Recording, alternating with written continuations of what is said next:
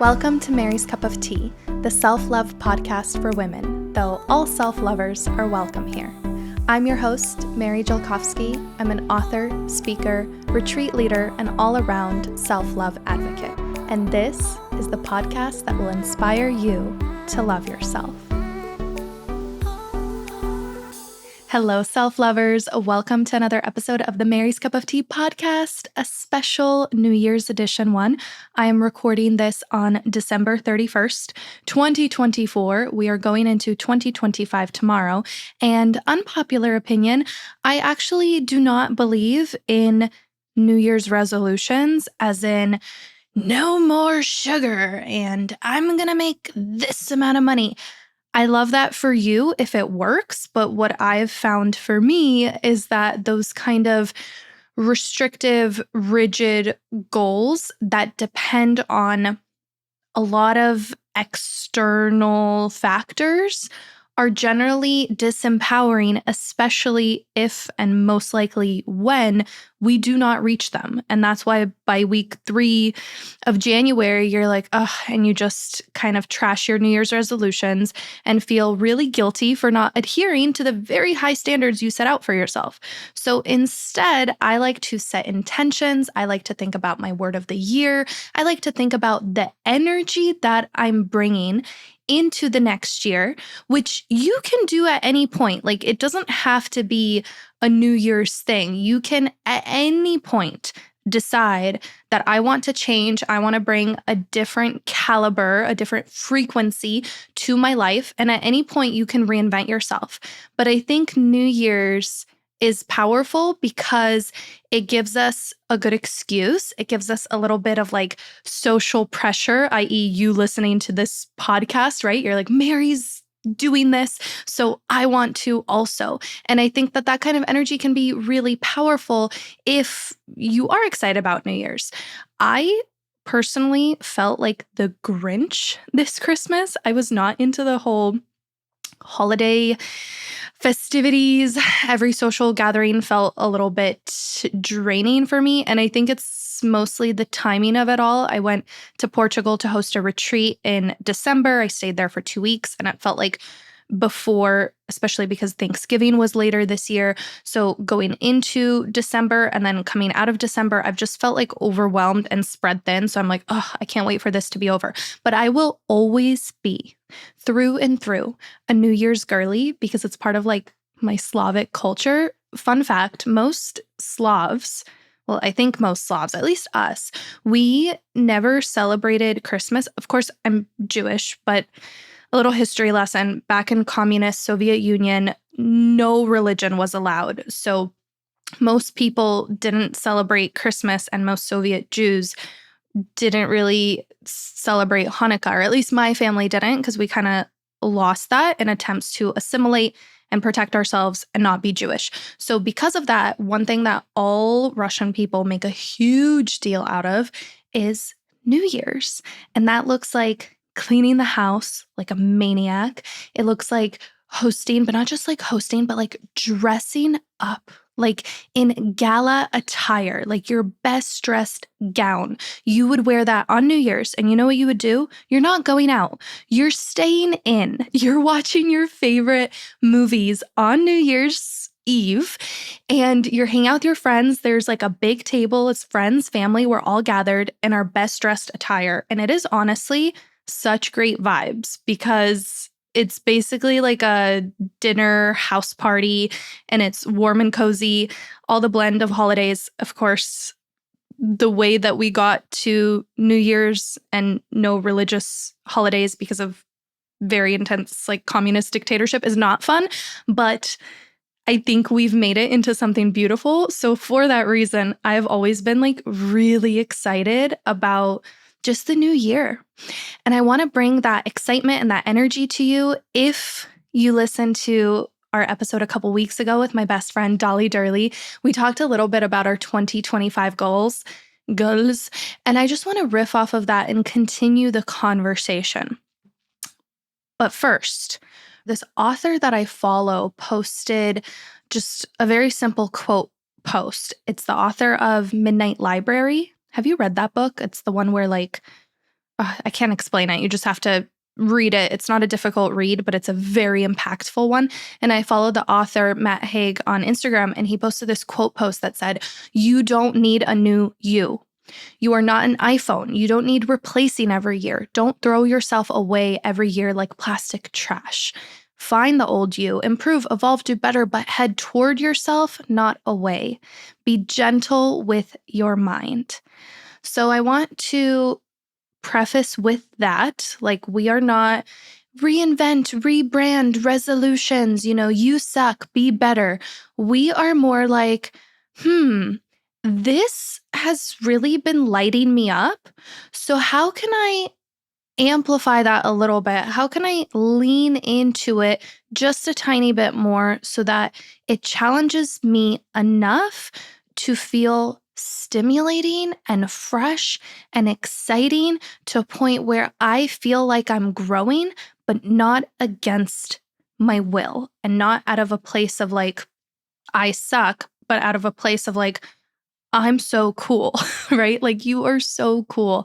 And I think 2025 is the year that we are just going to be our bigger selves, I hope, like just a little bit more seen, a little bit more bold. So rather than making this episode like a soft self-love pep talk, like I oftentimes do, I'm actually going to take a risk and make this I don't know, advice, more audacious, more direct.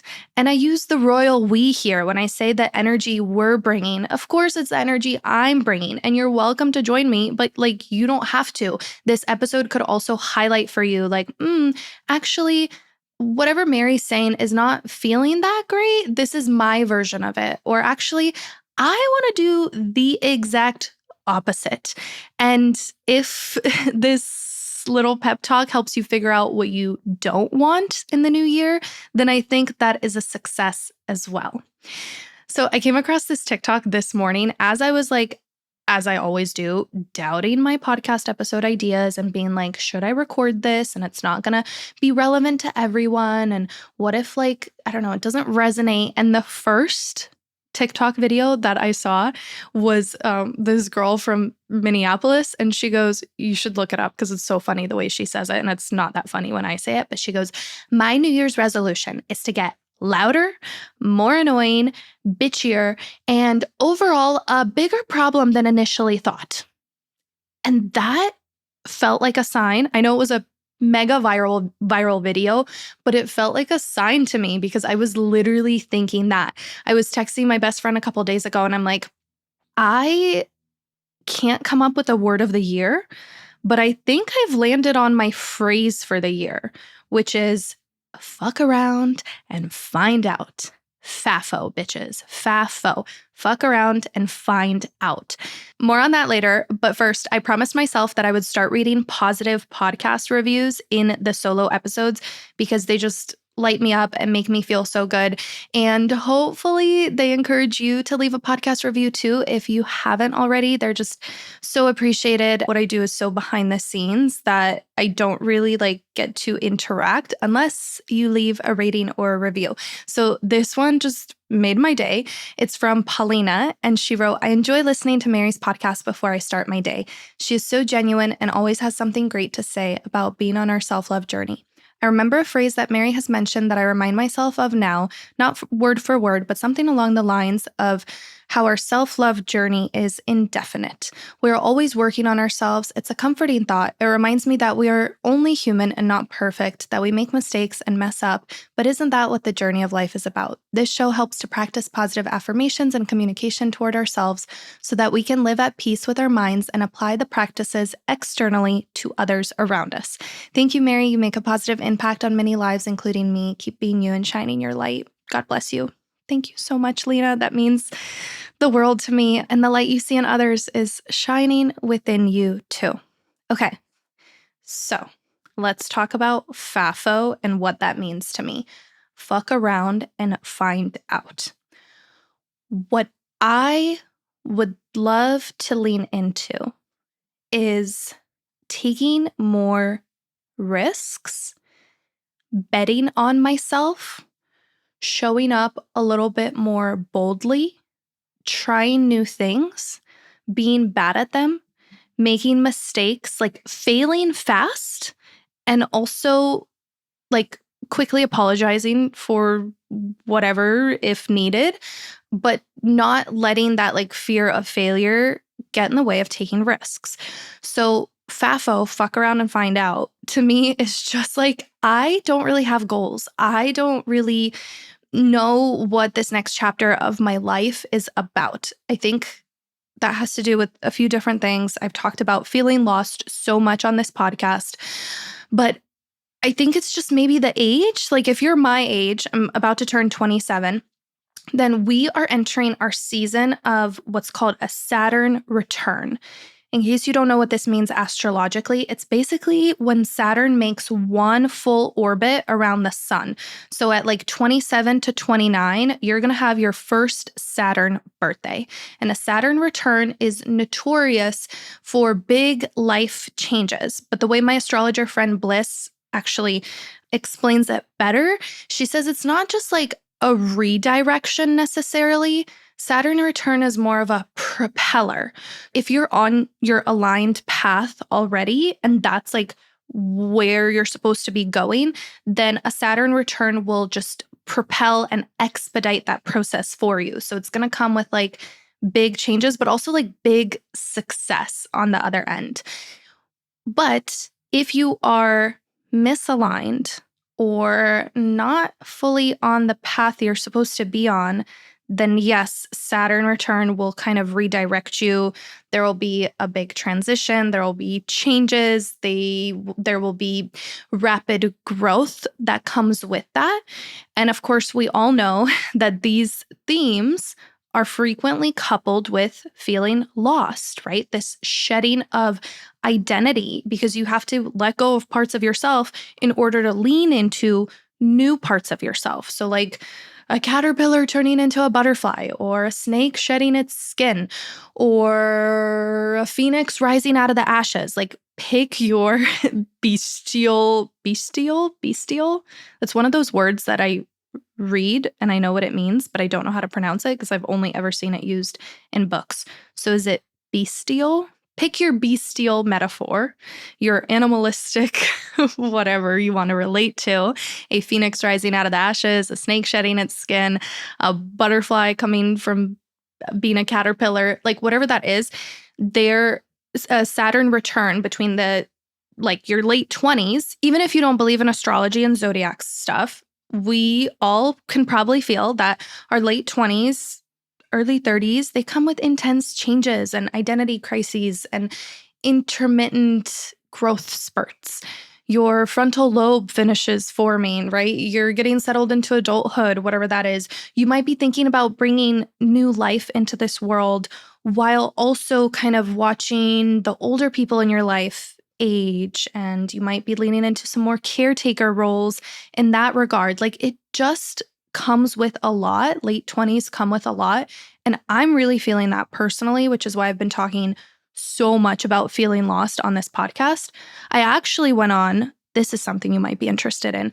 I actually created a feeling lost e-guide for us. And well, I say for us. First, I made it for myself because I've been having this crisis for like 2 years and didn't find anything that helped. Like if you Google best books for feeling lost, it's nothing helpful, honestly. Like there's some self-help books, but nothing like particularly targeted toward self-discovery and finding new parts of yourself. So I started piecing together this guide, which is just a combination of many thoughts, experiments, charts, graphs, templates, right? Like I made a gratitude board, a vision board. What else is in there? Oh, like self-discovery roadmaps, guided journaling, like prompts that are really going to open your mind and help you see yourself as like not as lost as you think you are. The thesis that I often make is that most of us aren't lost, we're afraid. And because we're so afraid, we tell ourselves that I feel lost, I feel lost. But that belief is just an excuse to not take risks, which is why we are going to FAFO it up this year. Fuck around and find out. Take more risks, regardless of your perception on risk taking, how risk prone or risk averse you are. I personally want to try more new things. I want to put myself out there and stop apologizing for taking up space. Small ways that this hopefully will come into fruition for me is being the first one to text, to invite someone over, to go in for a hug. The other day, I hugged my new friend from pickleball, and I was the first one to hug her goodbye. And I know she was like, oh, didn't expect that, because usually after pickleball, we're just like, peace, bye, see ya. But this time I'm like, no, you're my friend. I'm going to hug you goodbye because you are my friend. So I took that first step, and then we also started hanging out and everything. And it's just been a really cute friendship that has bloomed and developed. But somebody has to be the first one, right?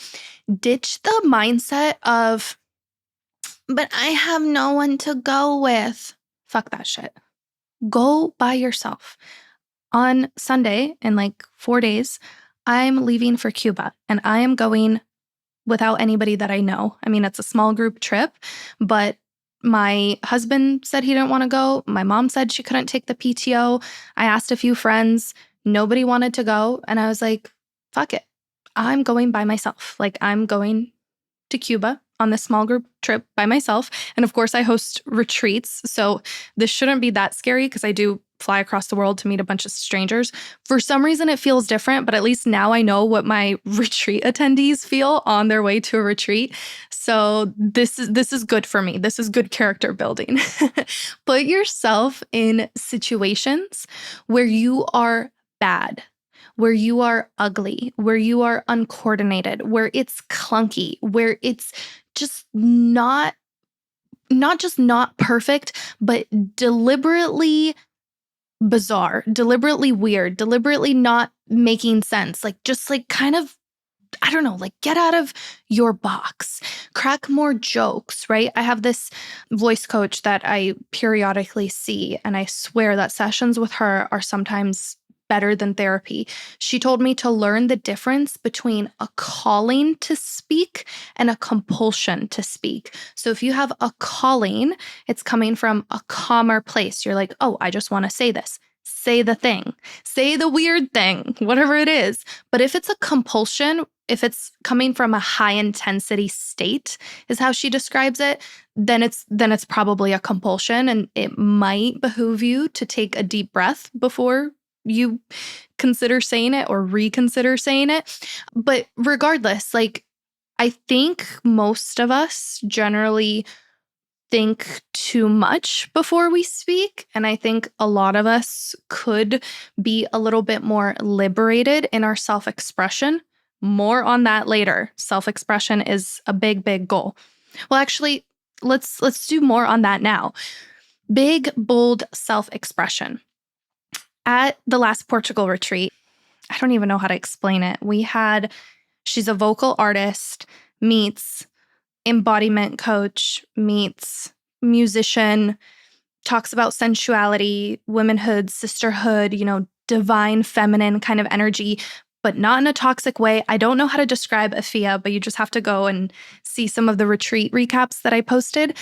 And we had this session with her, which she led a deep joy and gratitude ceremony. And essentially, we did a silent disco. And the reason why we did a silent disco initially is because the last time we just had the big amps and the neighbors complained and we had to profusely apologize and turn our music down. So this time we're let's just get the headphones so that way everybody can hear Afia singing and guiding us through this ceremony, and we can all dance, but not bother the neighbors, right? These headphones ended up being the best thing that we did. Why? Because there are moments of the ceremony where Afia asks you to make primal sounds. When I say primal sounds, I mean deep moans and groans and oohs and ahs and just shit coming from the gut and letting it out. And it sounds super hippy dippy woo woo when I describe it to you in words, but the impact, the freedom that I felt, the freedom and empowerment that I felt making ugly ass noises was life-changing. Like ugly shit. And especially because we had our headphones on, so we could like kind of hear each other, but it was also like an internal experience. And the fact that it was like completely quiet. So some of the little video clips that my friend Dolly took, it's like completely silent, right? Because in the video, you can't hear the music because we're all wearing headphones. It's completely dead ass silent. And then meanwhile, there's like 20 girls just making these like ugly ass noises. Talk about like bestial, like animalistic sounds from the deep, not just like throat chakra, but from your deep, like, I don't know, like sacral root chakra, right? Like from within. And it was so cool. It was so cool to not just like let loose. I think most people, when they think let loose, they're like, have a drink, dance. But this was like unravel, like be like, I just keep coming back to this word ugly. And to me, big, bold self expression is sometimes ugly. And that's why it's so cool. Yeah, I don't want to prioritize being pretty. I don't think there's anything wrong with that if you like feeling that way. But I don't think anybody likes the pressure to feel pretty. And so I want to dress a little more ugly. I want to be a little bit more masculine, I suppose, in my attire also, like not always have my waist cinched in with a belt or having the top be like form-fitting tight to accentuate, the places that they tell us to. And I just want to kind of like defy some of those fashion rules. Earlier today, I was watching a video from Architectural Digest, and they were interviewing the interior designer David Netto. I'm not familiar with him or his work, but I like Architectural Digest and some of the spaces that they feature. So I clicked on the video, and one of the questions that he answered was, how can I tell the difference between vintage, like vintage chic, and vintage ugly? And the first thing he said immediately, he said, well, part of like being vintage chic is for the thing to be a bit ugly. And my mind just like exploded. Like part of the appeal, part of the like interest and the zest in the piece of decor that is like an antique, a vintage piece, it is a little bit ugly. And that's what gives it character, right? That's what the Japanese call the wabi-sabi, the beauty and the imperfections. That's when something is just like a conversation starter, or it just sparks your interest and curiosity. It inspires you in a different way. So the motto that I've come up for myself is pretty is boring and ugly is chic. Pretty is boring and ugly is chic. But as a side note, of course, with that, we're also in 2025, even more so, definitely focusing on natural fibers, long-lasting materials like cotton, right? Wool, like actual good fabrics touching your skin, not cheap plastic or polyester that's just contributing to capitalism and waste and trashing our planet. I'm really, really big on that. I always have been, but I want to like take that up a notch in 2025 and just really, like I said, taking risks, like even investing in bold pieces of furniture. One of the other things I picked up from this Architectural Digest video, which I will link for you in the description, he also said like a room must have pops of red. A room must have pops of red. And I thought that was really interesting. Like, does that defy everything you kind of ever thought about chic fashion and style, especially coming out of the last few years? It's all been like minimalist, clean girl, sad beige, right? Like whites, brights. And now I love that we're leaning into a little bit more moody, a little bit more like vintage, interesting color, depth, dimension. And I want to apply that to my personhood too. Depth and dimension. I want to focus on going deep rather than wide. And that applies to not just my personal style, but also like interior design and friendships, like relationships, my work, like going deeper rather than wider, making big, bold, audacious moves, whether that is putting a big piece of furniture in a small space, or get the weird thing that makes you squeal with delight, whatever that weird thing is. If you listen to the interview with Virginia Shamley, she is an antique collector, and she's like, her book is literally called Big Thrift Energy. So she's all about thrifting and vintage and antiquing. And we did a really fun episode earlier this year with her on, and she said that her best thrift find was this death mask that she got at an estate sale. So somebody like made a mask out of the face from their dead loved one, and she saw this in the estate sale and nobody wanted it, and she started feeling really sad. She's like, this person is dead and nobody wants their like death mask. So she hung it in her room, like in her living room. There's a death mask just right in the center. You can look on her page and see photos of it because it's her prized possession. And I think that's just like really interesting. Like I also want to be hanging out with people who hang death masks of strangers in their living room, as opposed to making everything like prim and proper and clean and perfect. You know what I mean? Like I'm just sick of that. Pretty is boring, ugly is chic. Okay. Other ways you can apply that, my friend, I'm not doing this, but my friend is, so it might inspire you. She's junk journaling. Maybe we're junk journaling, right? We're not doing like perfect, complete sentences. Maybe we're collaging or writing weird sentences or doing that scribbles, right? Like just like scribbling in our journal, letting our thoughts kind of free flow. Art, collages, mosaics, remixes. Like what is that like messy, hodgepodge, raw, interesting, like depth and dimension that you can create in your life? Another word, this could be like a cool word of the year too, in case somebody wants to take this. I'm sticking with FAFO, fuck around and find out. But in case you want a word of the year inspiration, juxtaposition. Juxtaposition. Being a walking, talking contradiction. Letting two or more elements of you, further highlight the beauty in each other. They don't cancel each other out. They instead bring each other out, right? Like, again, I don't know. I'm thinking about interior design lately. So this is what I have for you as a metaphor. Also got this idea from Virginia Shamley, the same guest author of Big Thrift Energy. She wrote on her Substack about what she calls the wrong art theory. So she's like, if you have a space and you don't know what art to hang on the wall, hang the exact opposite of design and style of decor that you think should go there. So like if you have a very modern looking console, hang a very like vintage, prehistoric piece of art. Or if you have like a vintage antique cabinet, hang something like weird and modern and bright and colorful above it. And that juxtaposition will bring out both of those pieces.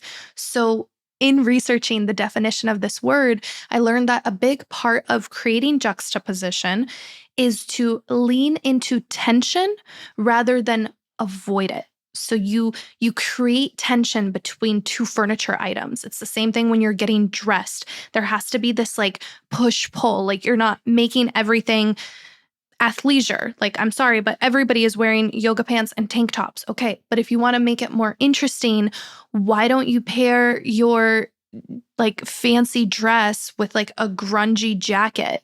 And that juxtaposition gives it depth and dimension and interest, and it's just cool. Okay, the last like couple things I want to leave you with. We are bringing audacity into 2025. We are bringing audacity. If there's anything that we learned from this presidential election, it's that you really only need audacity. You don't really need like qualifications or skills or education or ethics. I mean, those are great, and maybe we should reconsider how we choose presidents. But if there's anything we've learned, perhaps you are overqualified, overeducated, but just selling yourself short and playing small out of fear. How can you have a little bit more audacity? I met this woman at a dinner party. She's a friend of a friend, and she was telling me how she feels just really uninspired in her finance job that she's had a few years. It pays well, right? It's corporate, but she said it is soul sucking. Everything is dry and gray. Nobody asks each other how they're doing. It's just all like work and it's depressing. So she wants to get out. And she's like, yeah, but I'm like job hunting and the job market sucks. And that might be a fact of life. I'm not sure. So correct me if I'm wrong. But what I could offer her was actually, I don't know. Like, I feel like you could just apply to something you don't feel qualified for. Like, you have nothing to lose by having a little bit more audacity, because there are people half as qualified, half as educated, people who have what my friend Zoe calls white guy confidence. Like, may we all have a little bit more white man confidence in the pursuit of our dreams and just putting ourselves out there, having the audacity to take a risk, to bet on yourself and see where that takes you. Like, just see where that takes you. I think that what you see as a weakness is actually more often than not your strength. So I've talked to a couple of people who want to start their content creation journey. And they're like, but I live in Nebraska, so I'm not this like Los Angeles influencer. There's nothing interesting about Nebraska. Wrong. I am so bored of LA influencers. I'm so bored. Like, I'm going to get canceled again. But like, it's all kind of turning into the same. Like, I want to see what you're doing in Nebraska. Like, I think there is beauty in the mundane. So I hope you don't take this podcast episode of like big, bold self-expression as in like, oh, I am not good enough. Like, no, the exact opposite. You are wonderful as you are. You just have to like show up and like bring it out and like FAFO, right? Fuck around and find out, and have the audacity to lean into juxtaposition, to express yourself and be silly and weird and maybe wrong sometimes. Like, maybe it's okay to be wrong. That's personally the energy that I'm bringing to 2025.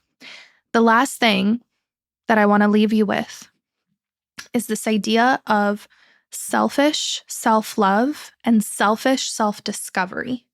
Selfish self-discovery. Maybe I should rename my Feeling Lost guide and call it Selfish Self-Discovery, because when it comes to finding out who you are or supporting yourself in your self-love journey, we as women will justify it and say, if I take care of myself, then I can show up better for those around me. And while that is true, and I want you to show up in a way that you feel proud of, to take care of your people, your community, I also want you to do things that you want just for yourself, just because you're worthy of taking the time, of spending some money, of, just like owning your space.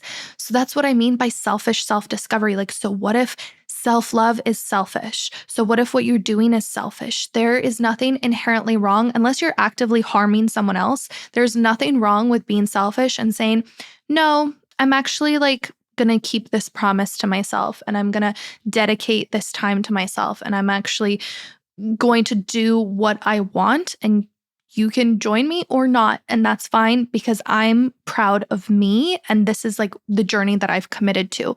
So no more guilty pleasures. We are taking the phrase guilty pleasures out of our vocabulary, okay? I was brainstorming all day about what we can call it instead, and I got it. Entitled pleasures. You are entitled to pleasure. So if there is a show that you love, you are entitled to loving it. You don't have to feel guilty about watching it if it brings you joy. If there's something seemingly trivial that you want to spend a little bit extra money on and you have to justify it to your spouse or your friends or society and be like, it's my guilty pleasure. No, it is your entitled pleasure. You are entitled to the small and big, bold, audacious enjoyments, pleasures, delights of this life. And I hope that you can lean into that so much more in 2025.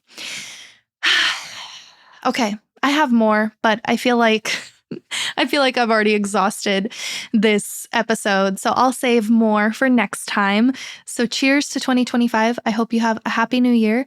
If you're feeling lost, stuck, lonely, out of sorts, wanting to lean into some more selfish self-discovery, then my Feeling Lost guide is available for you. It's on sale for the new year for the next couple of days, depending on when you're listening. That link will be for you in the description.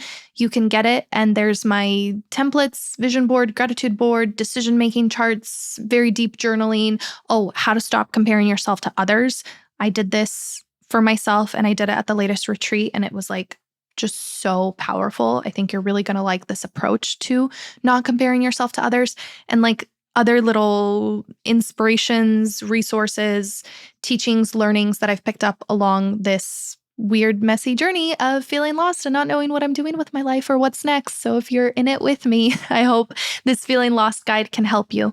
In any case, I love you, and I will talk to you in the next episode.